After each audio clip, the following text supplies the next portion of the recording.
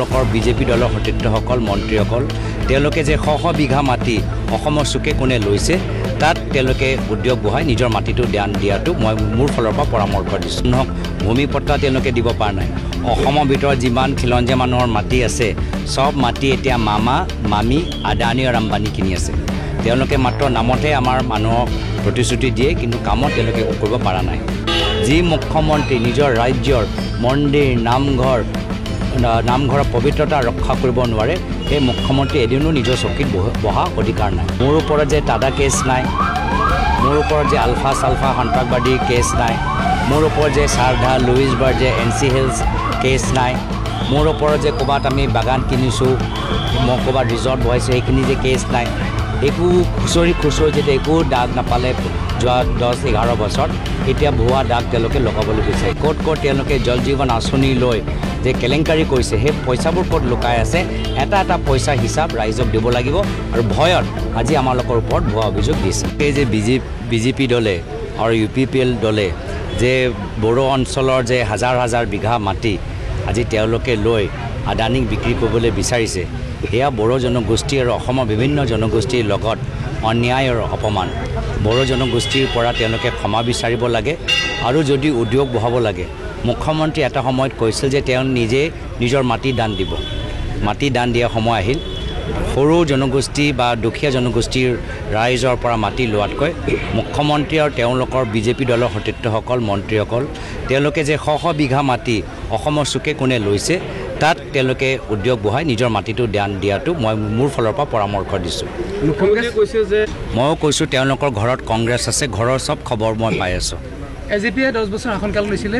কংগ্ৰেছে 60 বছৰ কৈছিলে প্ৰব্ৰজনকাৰী 60 বছৰত কংগ্ৰেছে আনিছে বুলি কৈছে কোনে ক'লে CMA কৰিছে কি ক'লে কংগ্ৰেছৰ কালতে বেছিকৈ প্ৰব্ৰজনকাৰী আহিছে বাংলাদেশী প্ৰব্ৰজনটো কংগ্ৰেছে চাওক তেওঁলোকে নিজৰ আজি আমাৰ বিভিন্ন জনগোষ্ঠীক যি অপমান কৰিছে ভুৱা প্ৰতিশ্ৰুতি দিছে 6টা জনগোষ্ঠী জনজাতিকৰণ কৰিব ক'ত গ'ল সেই প্ৰতিশ্ৰুতি আজি আমাৰ অসমীয়া খিলঞ্জীয়া মানুহক ভূমি পট্টা তেওঁলোকে দিব পৰা নাই অসমৰ ভিতৰত যিমান খিলঞ্জীয়া মানুহৰ মাটি আছে সব মাটি এতিয়া মামা মামী আদানী আৰু আম্বানী কিনি আছে তেওঁলোকে মাত্ৰ নামতে আমাৰ মানুহক প্ৰতিশ্ৰুতি দিয়ে কিন্তু কামত তেওঁলোকে কৰিব পৰা নাই বিধায়ক মানৱ ডেকাই এটা অভিযোগ আনিছিল যে যি তেওঁলোকে হিন্দু ধৰ্মত যে ৰাজনীতি কৰি আছে সেইটো মই ভাবোঁ হিন্দু ধৰ্ম যে বিজেপিতকৈ পুৰণি কংগ্ৰেছতকৈ পুৰণি 5000 বছৰতকৈ আৰু পুৰণি এই ধৰ্মক অপমান কৰা গৈছে যি মুখ্যমন্ত্ৰী নিজৰ ৰাজ্যৰ মন্দিৰ